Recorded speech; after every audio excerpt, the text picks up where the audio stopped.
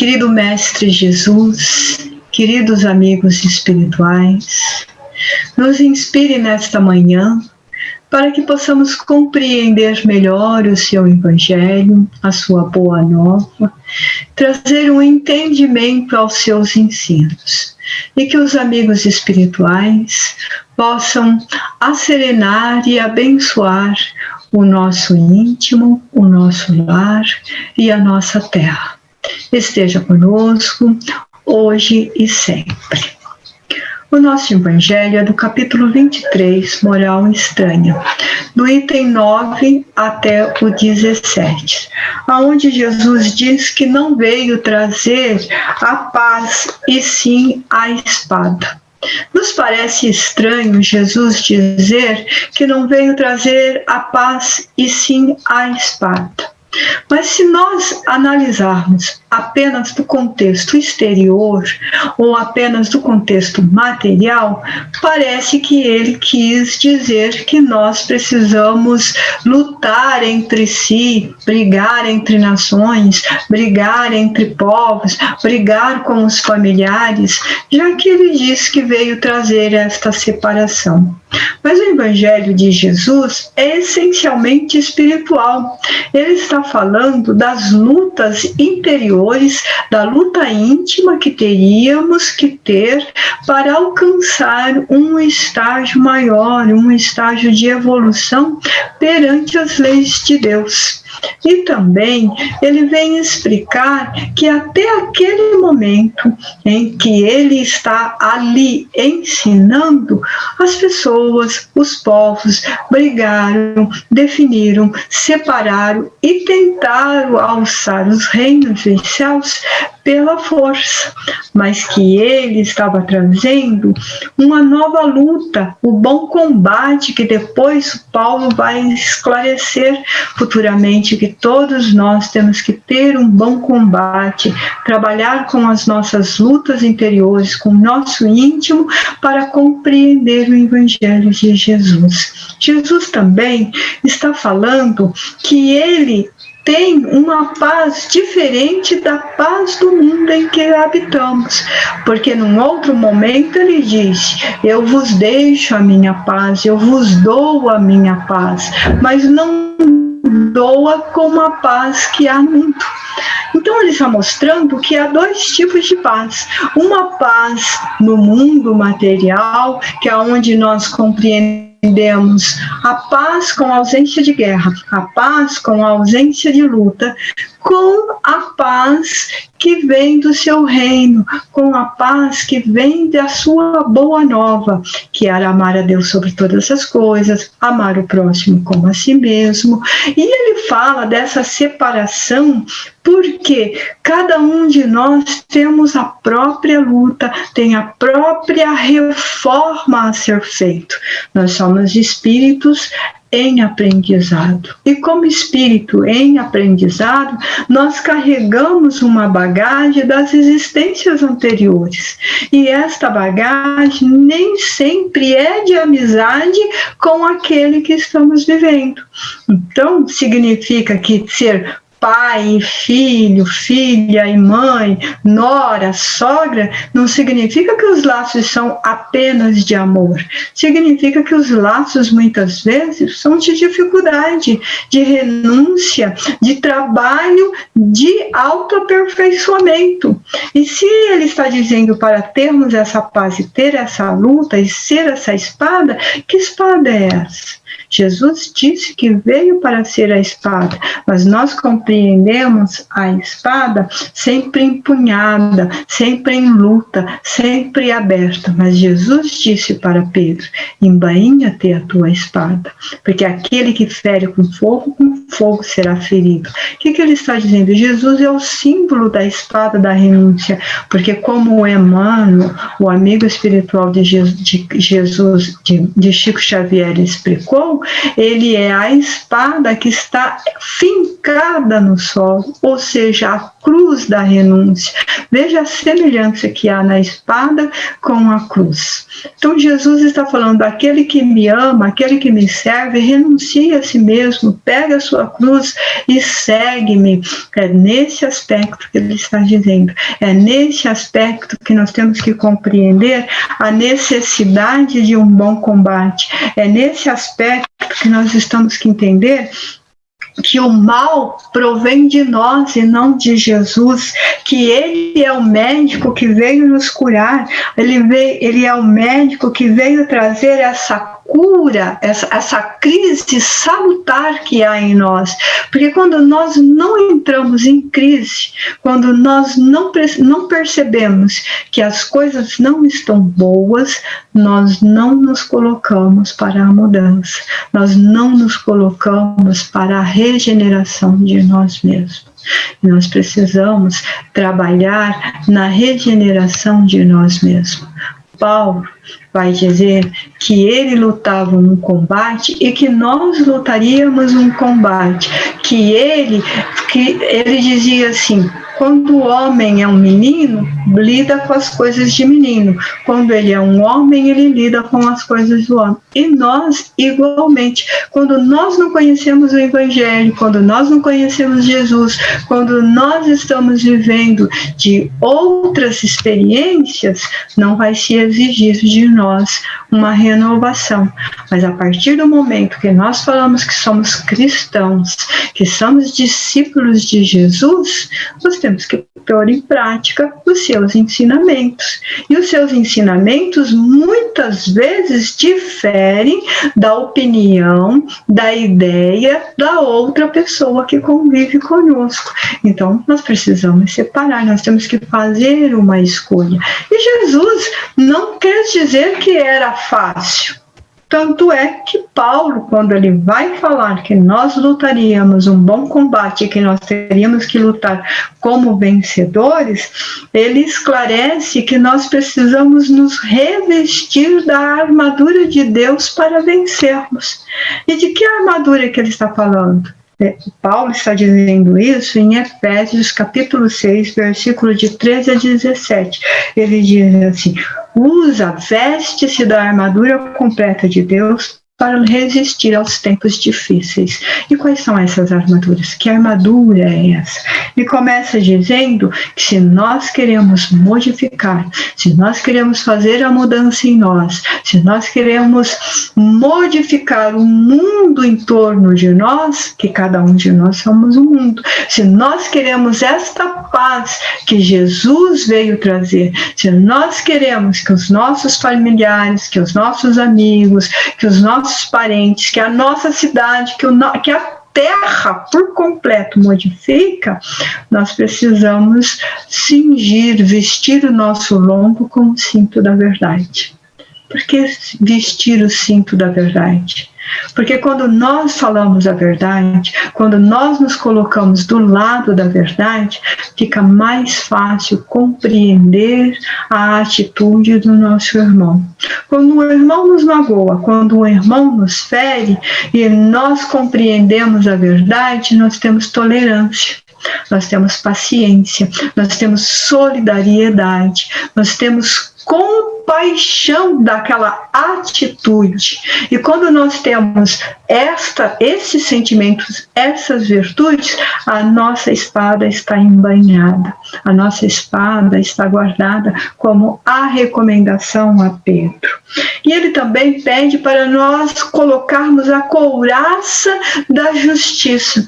Por que a couraça da justiça? Porque quando nós carregamos a justiça e a caridade, porque num outro lugar Paulo vai dizer que era para vestirmos a couraça da justiça e da caridade, nós vamos compreender que nós estamos numa escola.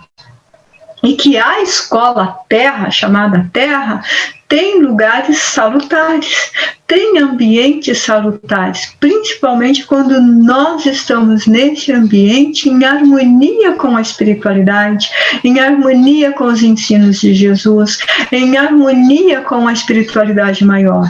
Mas que ela também carrega ambientes doentios, ela carrega em si um hospital. Então nós temos muitos doentes da alma. Nós muitas vezes estamos doentes da alma, porque muitas vezes nós carregamos em nós a impaciência, a intolerância, a dificuldade de perdoar o erro do nosso irmão. Por conseguinte, o nosso irmão terá as mesmas dificuldades.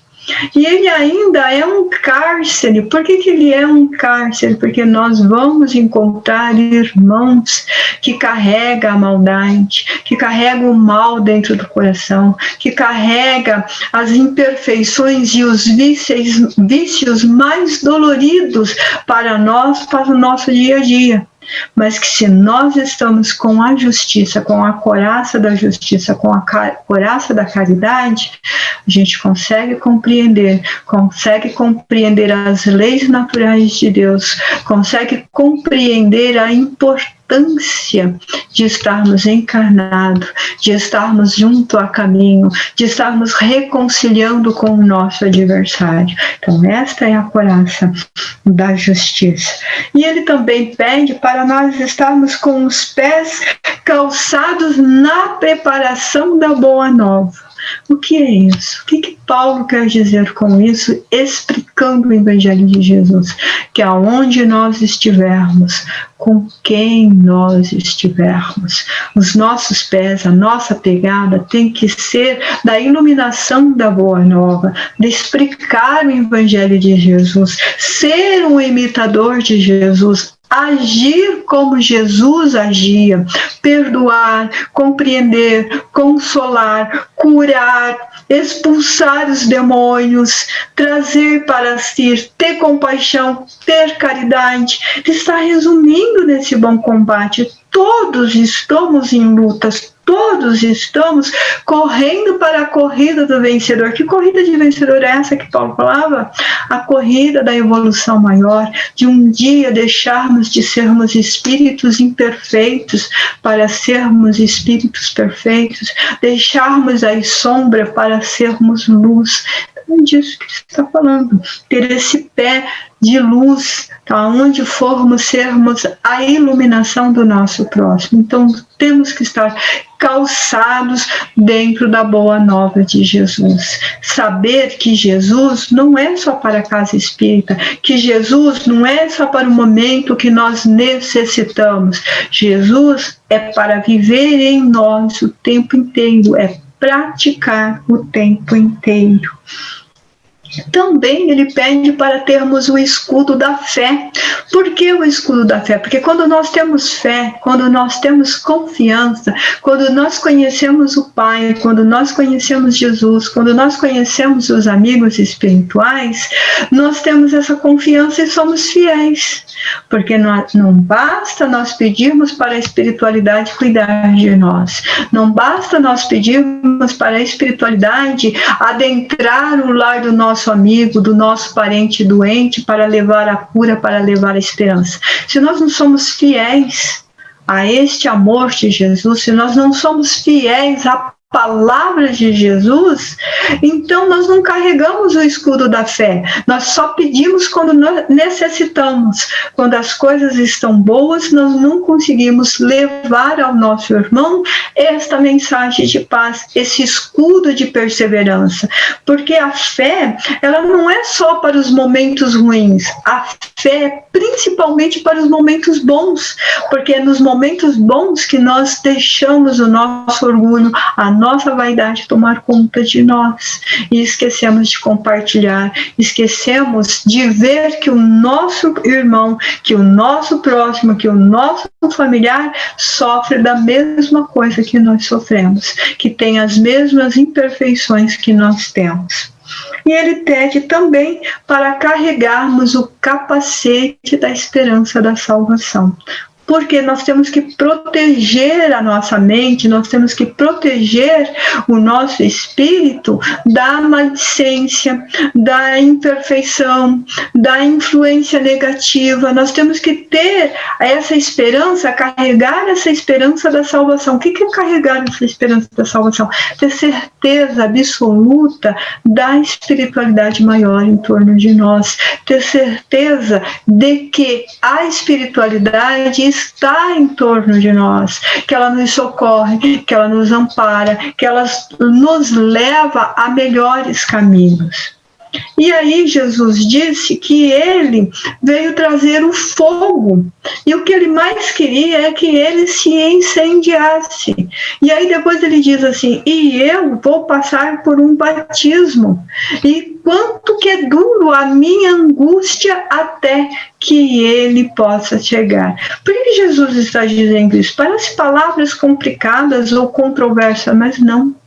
Se ele está trazendo o fogo, ele está trazendo o fogo da esperança. Se o fogo purifica, se ele limpa o que está tudo errado, se ele limpa as imperfeições, se ele limpa a crueldade, se ele limpa as guerras, o preconceito, a briga de irmão contra irmão, a separação de religiões, se ele faz uma purificação, ele limpa tudo isso, ele também ilumina, ele também clareia os nossos caminhos, ele também nos mostra em que direção devemos ter. E ele está dizendo que é um batismo para ele, um batismo angustiante, porque ele tem que nos esperar, porque ele nos disse que o Pai tinha nos oferecido para ele, que nenhum de nós se perderia, e que ele tinha essa confiança, eu vos amo, eu vos espero, eu tenho confiança em vossa evolução. Então Jesus tem tudo isso a favor de nós, ele acredita em nós, ele nos espera, ele sabe que nós não vamos nos perder, mas ao mesmo tempo é angustioso esperar a nossa boa vontade de nos colocarmos a caminho em direção a Ele. Basta nós fazermos uma comparação simples. Se o nosso filho sai e vai em determinado lugar e diz para nós que vai chegar às 11 horas da noite, às 23 horas, deu 23h30, não chegou, dá 0 hora, não chegou, dá 1h30, nós já estamos desesperados. Porque aonde que está o nosso filho? Ele não chegou ainda. Por quê? O que será que aconteceu? Então, é esse exemplo infantil que eu estou dando que mostra que Jesus quis dizer que era um batismo, e esperar que esse fogo incendiasse toda a terra, purificasse e iluminasse. Por quê? Porque a terra é uma escola de provas e expiações. E enquanto ela tem provas e expiações, ela tem dor, ela tem sofrimento, ela tem irmãos que estão a caminho da evolução, ela tem irmãos que estão começando a evolução, ela tem irmãos que estão se esforçando, ela tem irmãos que não começou a se esforçar, e nós estamos todos juntos, encarnados na mesma escola. Então nós vamos encontrar isso na nossa rua, nós vamos encontrar isso na nossa cidade, e nós vamos ver notícias de todo o planeta dizendo as mesmas coisas. Irmãos lutando por causas iguais. Mas por que lutam? Porque têm opiniões diferentes da mesma causa. Então, agora que nós estamos vivendo um momento que muitos dizem assim que é um momento difícil, que é um momento de pandemia, que é um momento de sofrimento, que é um momento de dor, é verdade. É tudo isso, é um momento difícil, é um momento de sofrimento, é um momento de dor, mas também é um momento para reflexões, é um momento para pensarmos, porque nós tivemos a oportunidade de ficarmos um pouco mais em nossos lares. Então isso nos faz pensar que nós estamos aqui e é um relâmpago a vida encarnada, e depois nós estamos de volta à vida desencarnada, e de que maneira que chegaremos à espiritualidade maior. Porque na espiritualidade maior, na espiritualidade após o nosso desencarne, nós não levamos os nossos bens materiais, nós não levamos o nosso familiar, nós vamos sozinhos. E o que nós apresentamos aos amigos espirituais? O que aprendemos e o que não aprendemos. Levamos a bondade, mas também levamos a maldade. Levamos o perdão, mas também levamos o ódio. Levamos a esperança, mas também levamos o desespero. Então Jesus está nos fazendo um convite, que nós colocamos como moral estranha. Ele está fazendo um convite para que nós façamos essa modificação da nossa moralidade, no nosso campo ético, no nosso foro íntimo. Como espírito, o que desejamos, o que queremos para nós, o que queremos para o nosso próximo, o que nós queremos para o nosso filho, para o nosso irmão, o que queremos da terra futura. Porque Leon Denis nos diz, no Problema do Ser, do Destino e da Dor, que nós somos herdeiros de nós mesmos. Então, o que nós estamos guardando de tesouro? Qual será a nossa herança para o futuro? Que tesouro que nós vamos encontrar na nossa bagagem espiritual? Paciência, perdão, tolerância, amor, solidariedade, fraternidade, justiça, fé? Ou vamos encontrar a destemperança, a mágoa, o melindre, o orgulho, a vaidade? Então nós temos que pensarmos que se agora é difícil, se agora nós estamos em batalha, nós estamos também tendo a oportunidade de planejar o nosso futuro. Nós estamos tendo a oportunidade de trazer uma bagagem espiritual do puro tesouro do coração que Jesus ensinou. Qual é o homem que não investe todo o seu empenho para conquistar um tesouro de imenso valor?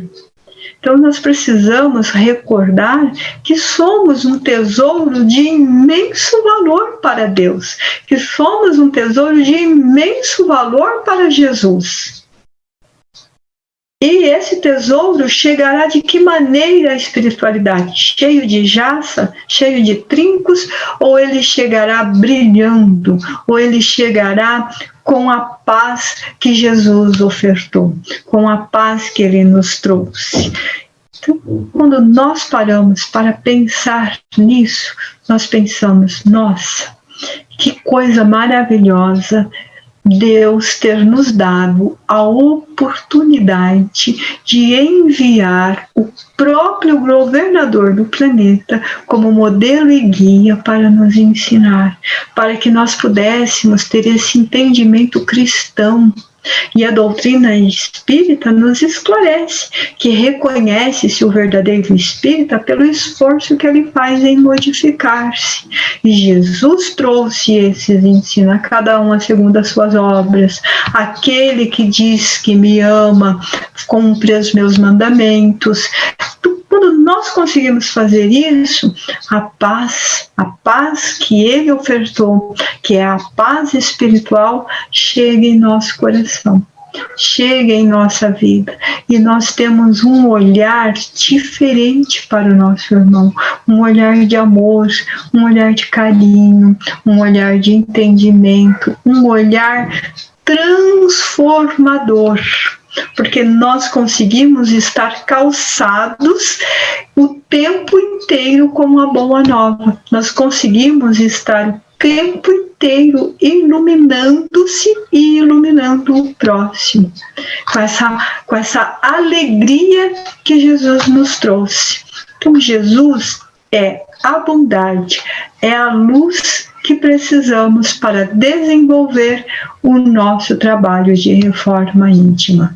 Parece muito estranho fazermos uma reforma íntima, mas ela é necessária para que cada um de nós fazendo essa reforma, a reforma da paz alcança a terra e ela se estende em todos os lugares. Que possamos ser esse agente transformador, esse agente de luz em todos os lugares por onde nós possamos passar. Agora, Para encerrarmos, vamos fazer a nossa vibração de amor em favor aos nossos irmãos e em favor a nós mesmos e os nossos amigos e familiares, porque Jesus pede para orarmos em seu nome e que quando nós orássemos em seu nome, ali ele estaria. Querido Mestre, queridos amigos espirituais, neste instante que lhe buscamos, que possamos enviar os nossos pensamentos de paz, de carinho, de solidariedade e de esperança aos nossos irmãos que sofrem, aos nossos irmãos que atravessam um momento de angústia, um momento de medo, um momento de solidão. Que o seu amor possa revestir esses corações que não conseguem ainda carregar a coraça da justiça e da caridade. Queridos amigos, nós queremos vibrar por todos os nossos familiares, por todos os nossos amigos, aonde quer que eles se encontrem na Terra, que possam receber os nossos sentimentos de amor, de paz, de solidariedade, de esperança, de justiça.